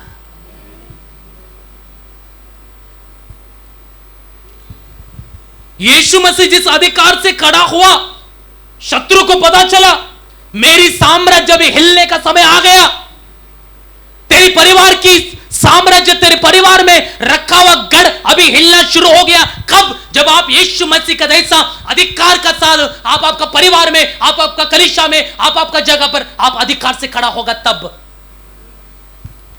हालेलुया। परिवार में कितना सारा प्रॉब्लम है, पति पत्नी में कितना सारा प्रॉब्लम है, बच्चा मानते नहीं है, ये सब प्रॉब्लम घर का अंदर है, ये सब अपना साम्राज्य बनाकर बैठे। परंतु आजकल ऐसी साम्राज्य, ऐसी सारा गढ़, ऐसी सारे बात अभी तक क्यों नहीं टूट रहे? क्योंकि हम परमेश्वर के नजरों में परमेश्वर के संतान बोलते तो है, परंतु आप और मैं परमेश्वर की क्या नहीं बन पा रहे? उस अधिकार में, जो अधिकार परमेश्वर आपको और मुझे देकर चलाना चाहते, उस अधिकार में आने के लिए आप और मैं तैयार नहीं हो रहे। हालेलुया। अभी एक बात बोलूं, यीशु मसीह के विषय में बोला गया वह शब्द जो पिता खुद बोल रहे, यार्दन में यीशु मसीह बपतिस्मा के लिए आया, बपतिस्मा जैसे किया पानी से ऊपर आया और लिखा है आकाश खुल गया, एक कबूतर कनाई, पवित्र आत्मा उनके ऊपर उतरा और एक आकाशवाणी हुआ। किसको याद है आकाशवाणी क्या था? जोर से बोलो, किसको बोले? जोर से बोलो, क्या आकाशवाणी था? जोर से, मुझे नहीं आवाज आ रही, जोर से। हाँ, ये मेरा प्रिय पुत्र है और इससे मैं, ये मेरा पुत्र है करके लिखा है किसका बाइबल में? ये मेरा पुत्र है, लिखा है ऐसा? लिखा है क्या? ढूंढो मत, नहीं लिखा है ऐसा। ये मेरा प्रिय पुत्र, पुत्र नहीं बोला। याकूब को कितना बच्चा है? बोलो फटाफट, याकूब को कितना बच्चा है? हाँ 13, बराबर बोले सिस्टर। हाँ, लड़का लोग कितना है? कितना है? एक ही सिस्टर आया इधर, बाकी सब लोग किधर है? कितना? याकूब को कितना बेटा है? लड़का लोग 12 है, एक लड़की दीना है ना। 12 में से सबसे लाडला कौन है? हाँ, कौन बोला? बेंजामिन। वो क्या लाडना नहीं है क्या? सर वो भी है, परंतु उससे भी बढ़कर है यूसुफ। यूसुफ के लिए स्पेशली कोट है, यूसुफ के लिए सबसे बोलते ना स्पेशल ट्रीटमेंट है यूसुफ के लिए। क्यों? यूसुफ मुझे बुढ़ापा में पैदा हुआ बेटा है और उससे ऊपर मेरा ज्यादा दिल लगा है, और उस वो लड़का को मैं मेरे हृदय में बोलते हैं प्रिय स्थान दे चुका हूं। प्रिय पुत्र के लिए प्रिय ट्रीटमेंट, प्रिय फर्क है। बाकी लोग भी, बाकी बेटा लोग भी बेटा है, उनका पुत्र है, परंतु योसेफ प्रिय पुत्र बन गया पापा का, वो तो शरीर में है ना। प्रिय पुत्र, यीशु मसीह केवल पुत्र ने बोला गया, परंतु यहां पर यीशु मसीह के विषय में जब आकाश खुलकर जब वाणी हुआ, वो शब्द में यही हमें सुना, ये मेरा प्रिय पुत्र है और इसका विषय में मैं संतुष्ट हूं। मैं बोलता हूं प्रिय, प्रिय बना कैसा मेरे यीशु मसीह? ऐसे ही बनेगा। हम सब लोग लाड़की बहन बनने के लिए जा रहे कि नहीं? सब लोग बन गए लाड़की बहन। किसको प्रिय पुत्र बनना ही नहीं है यीशु मसीह का? लाड़की बहन सबको बनना है। बनो, अच्छा है। कम से कम वो लड़की बहन बनने के बाद परमेश्वर का प्रिय पुत्र बनने के लिए आप कोशिश करना। इसका फायदा मैं आपको बोलूंगा।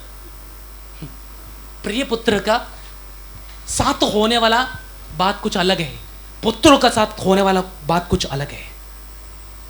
प्रिय पुत्र बोलेगा तो उसको हर एक हृदय के अंदर रहने वाली हर एक गहराई पिता क्या करेगा?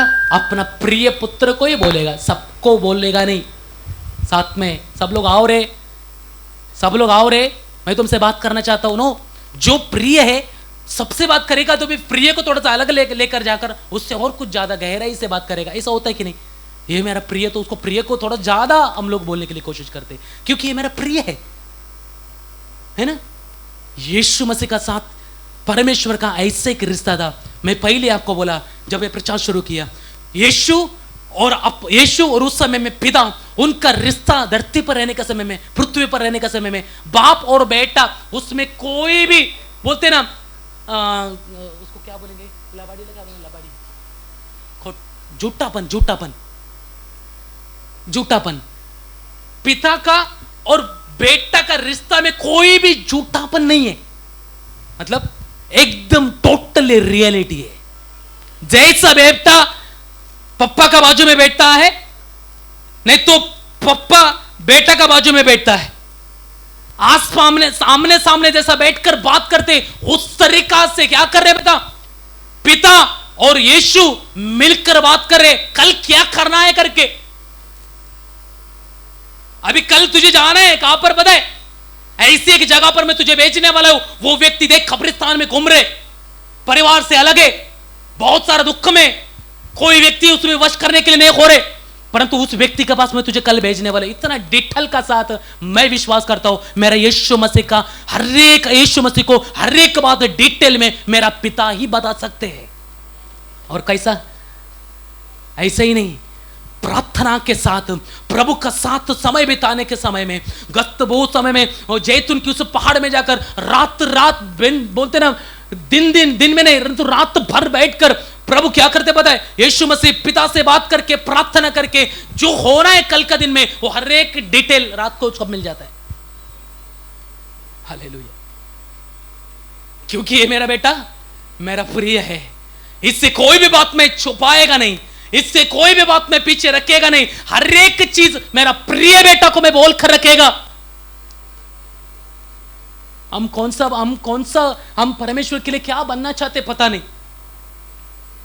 हम परमेश्वर का प्रिय संतान, प्रिय बेटा, प्रिय बेटी जब तक आप और मैं बनने के लिए परमेश्वर के हाथों में खुद को सौंपेगा नहीं, मेरे पापा के हृदय में, मेरे विषय में, मेरे परिवार के विषय में क्या है वो समझने के लिए जब तक आप पप्पा का पास बैठाएगा नहीं, आप पप्पा के हृदय की बातों को आप समझेगा भी नहीं। हालेलुया। इसलिए मैं बोलता हूं प्रियो, आपको और मुझे परमेश्वर का साथ समय बिताना जरूरी है। आपका और मेरा प्रार्थना जीवन परमेश्वर के साथ होना जरूरी है।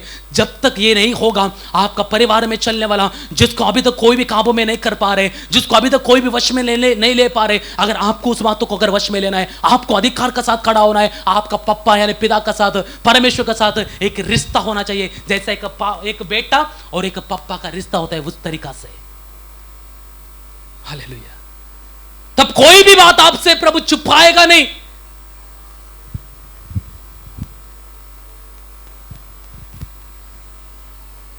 और यही परमेश्वर चाहते हैं। परंतु विश्वासी लोग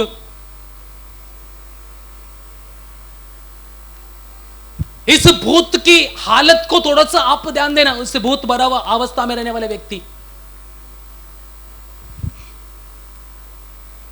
वश में आया केवल एक व्यक्ति, यीशु मसीह। क्योंकि अधिकार का साथ परमेश्वर का रिश्ता रहने के कारण, प्रभु से बोलते ना, एक बोलते ना, एक गहराई का संबंध होने के कारण ये वश में आ गया जरूर, परंतु वश में आने के बाद, छुटकारा देने के बाद, इस व्यक्ति की दशा को परमेश्वर ने किस तरीका से बदल के रख दिया, आपको पता है क्या? हालेलुया। पहला है, उसको देखेगा तो कोई भी व्यक्ति उसके पास खड़ा होगा नहीं, ऐसी दशा में है। हमारा भी थोड़ा सा ध्यान देना, हमारा भी यही अवस्था था। अभी गांव का लोगों ने देखा, ये व्यक्ति तो भूत लगा व्यक्ति था, इसके अंदर तो भयानक भूत था। अभी ये व्यक्ति यीशु मसीह का पैर का नजदीक इतना शांति से कैसे बैठा है? मतलब इसके अंदर समाधान आ गया। जो समाधान, जो शांति पहले उसके हृदय में ना उसका जीवन में बिल्कुल भी नहीं है। अधिकार काम करना, अधिकार ने कैसे रीति से काम किया देखो, केवल उस व्यक्ति को छुटकारा देकर नहीं, परंतु उस व्यक्ति की टोटली परिस्थिति को बदलने के लिए प्रभु ने कृपा किया। उस व्यक्ति की हालत को कैसा बदल देखो, जो बोलते ना तितर बितर हुआ अवस्था था उस व्यक्ति का, कोई जगह पर रुकने वाला हालत नहीं उस व्यक्ति का। परंतु जब यीशु मसीह ने उस व्यक्ति को अधिकार से उसका अंदर रहने वाला, काम करने वाली शक्तियों को सारा बोलते ना, वो हर एक दुष्टात्मा को डांटा, वो व्यक्ति पहला तो उसकी चंचल हर एक अवस्था से वो व्यक्ति शांत हो गया। दूसरा चीज, उसका ऊपर कोई भी वस्त्र नहीं है, नंगा घूमता है इधर उधर। नंगा घूमने वाला ये व्यक्ति, अभी ये लोग देखने लगा, ये व्यक्ति जो यीशु मसीह के पास बैठा है आज शांति से बैठा है। दूसरा बात, ये व्यक्ति पहले तो नंगा घूमता था, आज कपड़ा पहनने वाला, ये ज्ञान यहां इसको आया कहां से, है ना? कपड़ा रहित था, कपड़ा पहनने का ढंग नहीं है, कपड़ा ही पहनता नहीं। परंतु अभी इस व्यक्ति को प्रभु यीशु मसीह ने इस व्यक्ति की जिंदगी कितना तक बदलने के लिए शुरू किया। यह व्यक्ति अभी पहनने के लिए कपड़ा जो फेंक दिया था, उस कपड़ा को वापस पहनकर यीशु मसीह के चरणों में चुपचाप बैठा है ना? तीसरा चीज, यह व्यक्ति सुबोध में नहीं था, मतलब दुरात्मा से इतना पीड़ित है ये व्यक्ति, अपना सुबोध खो गया। ये लोगों ने देखा ये व्यक्ति अभी शांति से भी बैठा है, कपड़ा भी पहना है, उसका बाद ये व्यक्ति अभी सुबोध में भी दिख रहा है। ऐसा पहला नहीं था, इसका देखने का ढंग अलग था। आपने देखा दुष्टात्मा पीड़ित व्यक्ति को वो कैसे देखते हैं? कभी कभी आंख उठाएगा, नहीं तो कुछ अलग अलग आवाज करेगा, आवाज उसका ही रहेगा, फिर तो थोड़ा सा अलग करने के लिए कोशिश करेगा, है ना? कभी देखा आपने? ऐसा करते दुष्टात्मा पीड़ित व्यक्ति को, वो होने वाला ऐसे व्यक्ति मतलब करते। परंतु ये व्यक्ति की टोटल एक ही दशा बदल के आखिर में ये व्यक्ति टोटली यीशु मसीह का वश में आ गया। हालेलुया। अभी यीशु मसीह का वश में आया तो अभी यीशु मसीह को छोड़कर जाने के उसका मन नहीं है।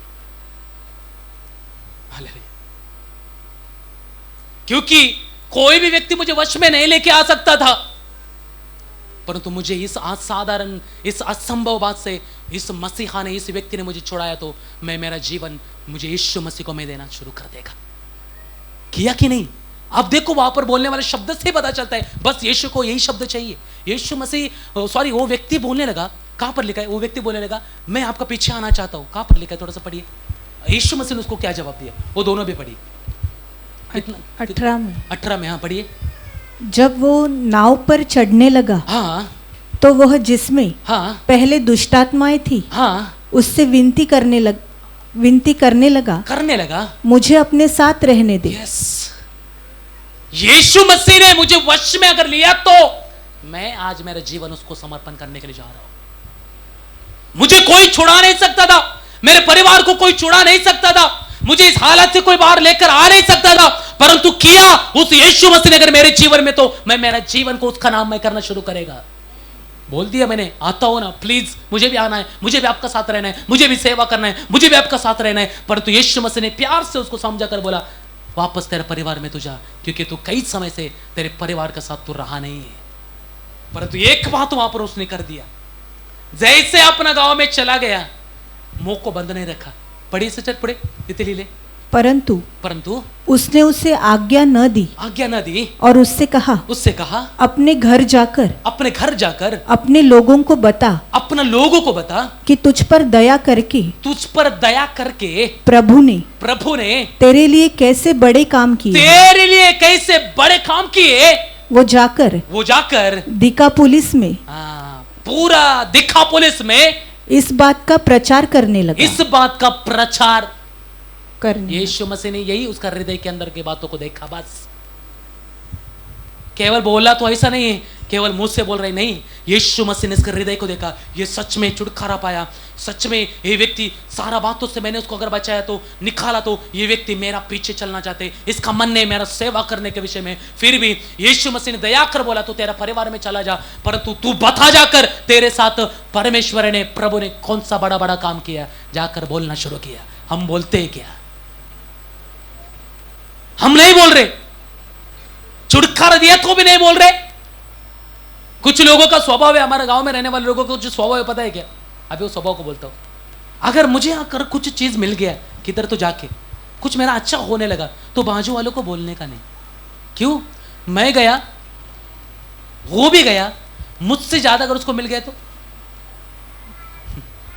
गांव का लोगों का सोच ही है, गांव का लोग थोड़ा भयानक रहते। वो क्या बोलेगा पता है, एक तो उनका अंदर टोटली जेलेसी, जलनपन है, मेरे पास गाड़ी होना चाहिए, मेरे पास बंगला होना चाहिए, बाजू वाला सड़ते रहना चाहिए। मतलब मुझे जो आशीष मिला है, मुझे जो मिला है वो मेरा बाजू वाले को मिलना नहीं चाहिए, इसलिए मुंह को बंद करेगा, किधर गया, क्या किया, कैसे मिला, किसी को कुछ भी बोलेगा नहीं, जाते रहेगा, अपना प्ले करते रहेगा। ऐसे हम विश्वासी भी है। प्रभु ने आपको इतना बड़ा छुटकारा दिया, प्रभु ने इतना बड़ा आपको आशीष दिया, प्रभु ने आपका जिंदगी में जो अद्भुत बड़ा बड़ा काम किया कि आप और मैं अभी तक अपने लिए रखा है, परंतु तो आपका पास वाला, आपका आसपास अड़ोस में रहने वाला लोगों को क्या आपने जाकर उस बातों का प्रचार किया क्या? हालेलुया। नहीं करते हम लोग।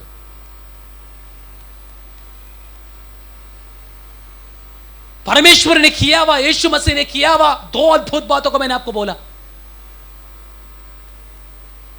हेरोद राजा के हाथों से भी उसको छुड़ाकर बाहर लेकर आया, जो असंभव था। और ये वश में रहने वाला, बोलते ना किसी का वश में ना आने वाला, ऐसे व्यक्ति को अपना वश में लेकर परमेश्वर के नाम के लिए उस व्यक्ति को खड़ा कर दिया। पतरस का जिंदगी के विषय में भी हम लोगों ने सुना।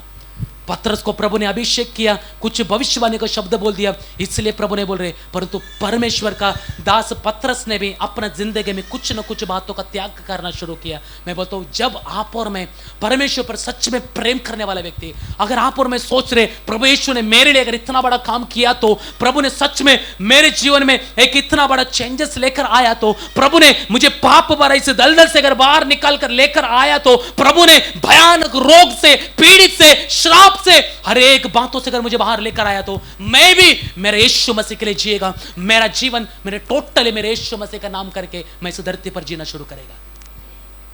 अगर ऐसा है ना, मैं बोलता हूं आप और मैं सच में एक मसीही, परमेश्वर ने आपको और मुझे जिस कारण, जिसके लिए प्रभु ने आपको और मुझे छुड़ाया, बोलते ना नियुक्त किया है, वो बात आप भी समझने के लिए शुरू करेगा। और आप भी आने वाले दिनों में इस भूत लगा हुए व्यक्ति ने जैसे यीशु मसीह का प्रचार, यीशु मसीह का काम पूरा टोटल उस शहर में करना शुरू किया, आप भी और मैं भी उस अधिकार के साथ अगर खड़ा होगा ना, आप और मैं भी कर सकता है।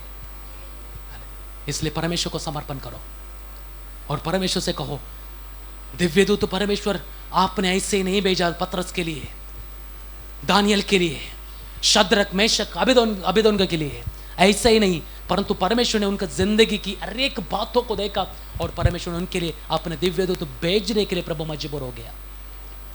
ऐसा होने के लिए हम भी परमेश्वर को समर्पण करें। हमारा भक्ति परमेश्वर के साथ सही होने के लिए, हमारा प्रार्थना परमेश्वर के साथ सही होने के लिए, हमारा प्रभु से एक रिश्ता, एक गहराई का रिश्ता, पुत्र की नहीं एक प्रिय पुत्र की रिश्ता में आप और मैं बदलने के लिए परमेश्वर के हाथों में हम समर्पण करेंगे। आइए हम परमेश्वर के हाथों में समर्पण करें। प्रभु इस वचन के साथ आशीष करें।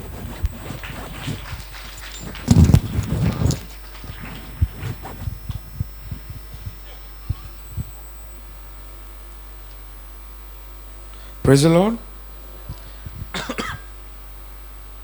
हमने पढ़ा गया हुआ ये वचन अब देखने का प्रेरित 12 अध्याय अगर आप पढ़ेगा तो हमें मालूम पड़ता है, कलीसिया को सताने के लिए हेरोदा राजा कलीसिया का विरुद्ध उठना शुरू हुआ। इस शुरुआत की कलीसिया में 3 लोगों ने सबसे ज़्यादा परमेश्वर के लिए अद्भुत रीति से खड़ा गया हुआ 3 व्यक्ति लोग हैं प्रेरित में। पहला है याकूब, जेम्स बोला तो यूहन्ना का भाई, दूसरा है पतरस, तीसरा है यूहन्ना। पहले की कलीसिया के लिए अद्भुत रीति से खड़ा गया हुआ 3 व्यक्ति लोग हैं, पतरस, याकूब और यूहन्ना। आप देखने का इस 12 अध्याय का शुरुआत का वाक्य में ही हेरोदा ने यूहन्ना का भाई याकूब को तलवार से मार डाला। आमेन। कौन सा वाक्य में? दूसरा ना, हाँ जरा पढ़ो। उसने यूहन्ना के भाई याकूब को तलवार से मरवा डाला। तो आप देखने का परमेश्वर ने याकूब को दिया गया हुआ आयु बोलेगा तो केवल कुछ दिन का था। आमेन। पर उसी समय ये पतरस, याकूब और यूहन्ना फुटपाथ में भयानक रीति से खड़ा रहकर यहोवा परमेश्वर की सुसमाचार के बारे में, अर्थात यीशु मसीह के बारे में बिना डरे व्यक्तियों को बोलना शुरू करता था। इसलिए याकूब भी उसी रीति से यहोवा परमेश्वर का, अर्थात यीशु मसीह के बारे में बीच चौराहे में खड़ा रहकर प्रचार करने का समय हेरोदा ने उस शब्दों को सुनकर याकूब का सिर को तलवार से काट डाला। आमीन। उसके बाद उसको मारने के बाद भी परमेश्वर का दास पतरस का मुंह बंद नहीं हुआ। याकूब को मार डालने के बाद भी परमेश्वर का दास पतरस अपना काम को करना शुरू किया। आमीन। पर इसलिए इस पतरस को भी तलवार से कल मारने के लिए हेरोदा राजा ने पतरस को जेल में बंद करके रखा। आमीन। पर इस वाक्य को अगर आप गहराई से पढ़ेगा, यहोवा परमेश्वर ने किस रीति से पतरस को बाहर लेकर आया, उस बातों को परमेश्वर के दास का द्वारा कुछ बातों को हमको पढ़ने के लिए मिला।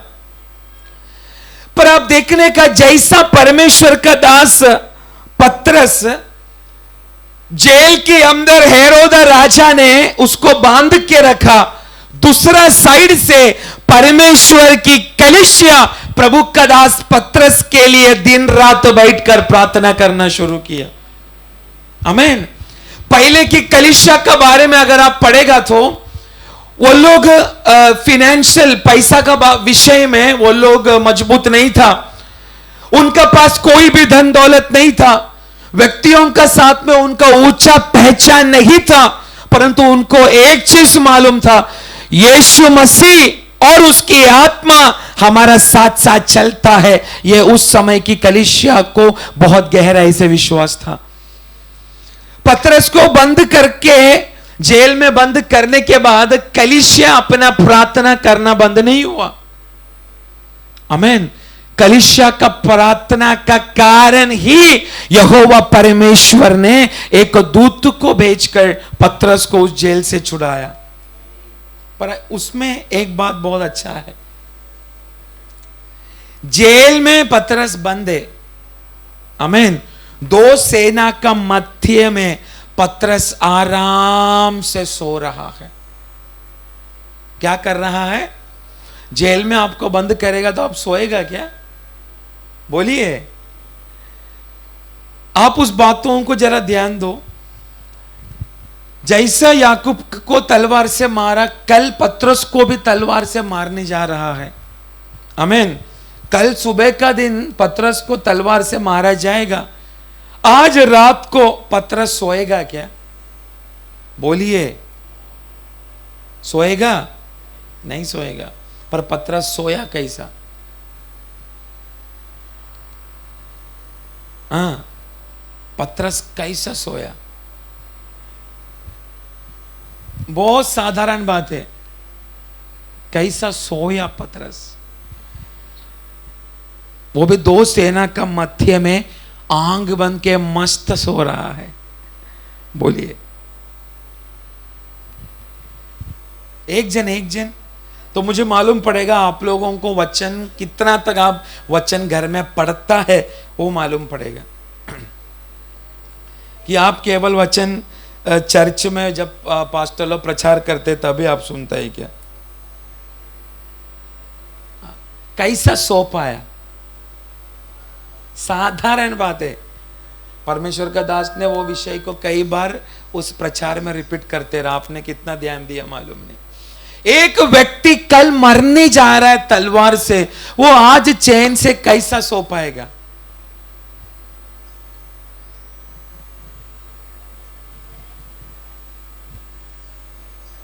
प्रभु ने गहराई नींद में डाला।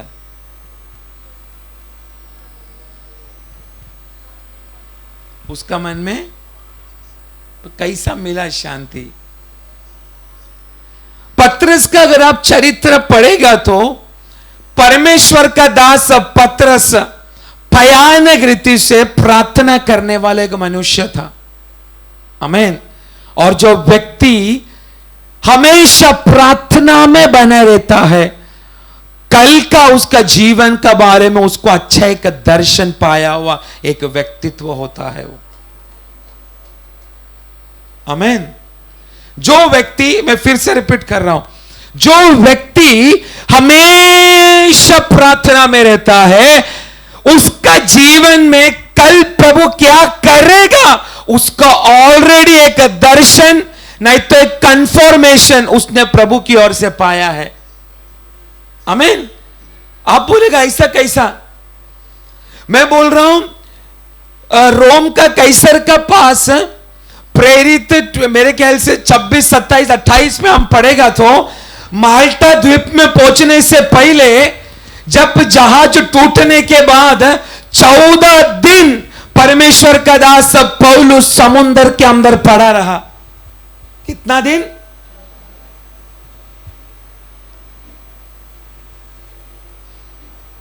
परंतु ये समुद्र के अंदर पड़ा रहने वाला इस पौलुस को यहोवा परमेश्वर ने प्रार्थना में प्रेरित 27 अध्याय उसका 24 वाक्य में बोला है, तू निश्चय रोम में कैसर का पास जाके तू खड़ा रहेगा। प्रेरित 27 का 24। हे पौलुस, मत डर, तुझे कैसर के सामने खड़ा होना अवश्य है। कौन बोला ये? कौन बोला ये? यहोवा परमेश्वर। किधर? समुद्र का मध्य में टूटा गया हुआ जहाज का लकड़े का टुकड़ा में लटक के बैठा है पौलुस। आमीन। उस भयानक अवस्था में भी पौलुस से डरा इसलिए नहीं, प्रार्थना में ऑलरेडी प्रभु ने बोला है तुझे इस जगह पे मैं मरने के लिए दूंगा नहीं। Praise the Lord.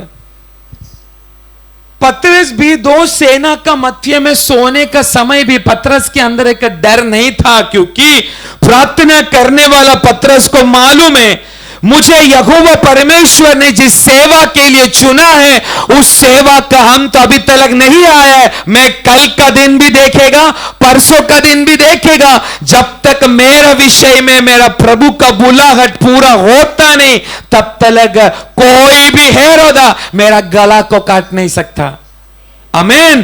पर जो हेरोदा कलीसिया को सताने के लिए अपने हाथों को बढ़ाया, कलीसिया का प्रार्थना का द्वारा उसी हेरोदा के ऊपर यहोवा परमेश्वर ने अपने हाथों को बढ़ाया। आमीन।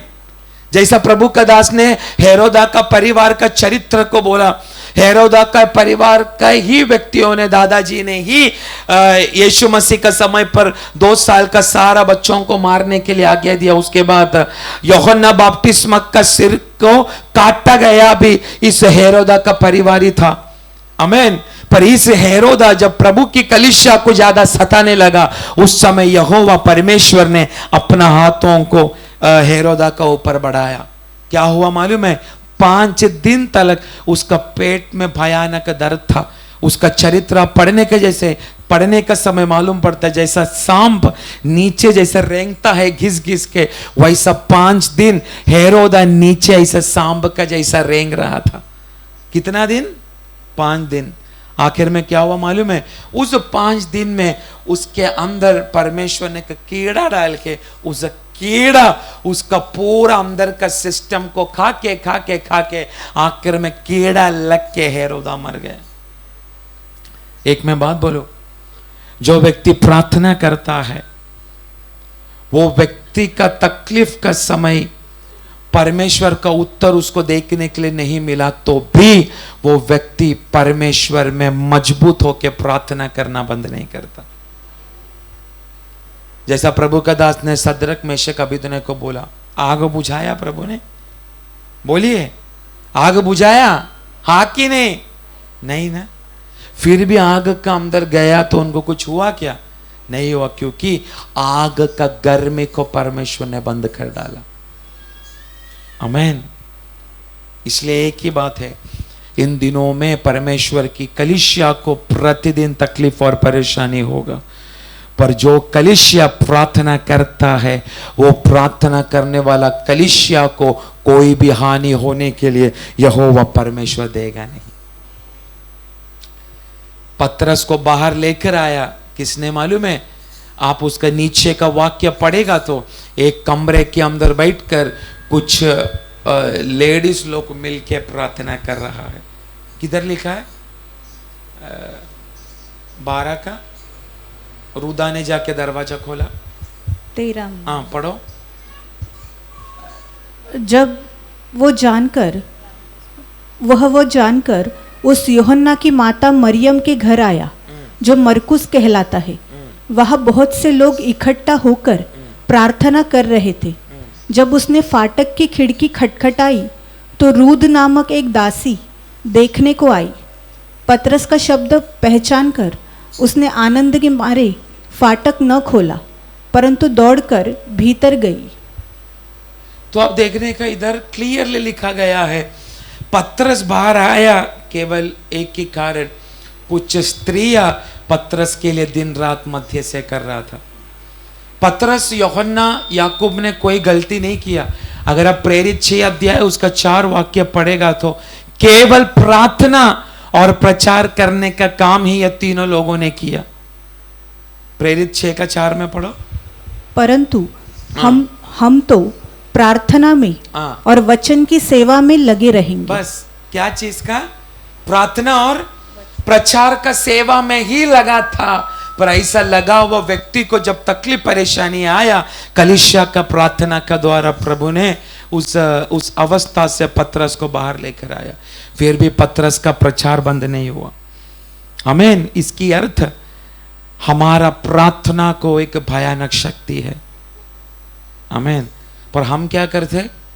हम केवल चर्च में आते, घर में जाके सो के बैठे। हम परमेश्वर के चरणों में कुछ समय बिताने के लिए हम बिल्कुल मन नहीं लगाते। पर इन दिनों में आपको मालूम है, इन दिनों में जो कुछ हो रहा है, जो कुछ बातें हमारा भारत देश में हो रहा है, उसका केवल एक ही वार्निंग है प्रभु की कलीसिया को, वो ये है परमेश्वर का आगमन बहुत निकट है। आमीन। और इस अवस्था से परमेश्वर हमें छुड़ाएगा कब? जब कलीसिया एकजुट होकर हमारा भारत देश के लिए मध्य से करेगा। अभी तो केवल वो बाहर का बात है, पर आने वाला दिनों में कलीसिया को भी बहुत सतावट भयानक रीति से होगा।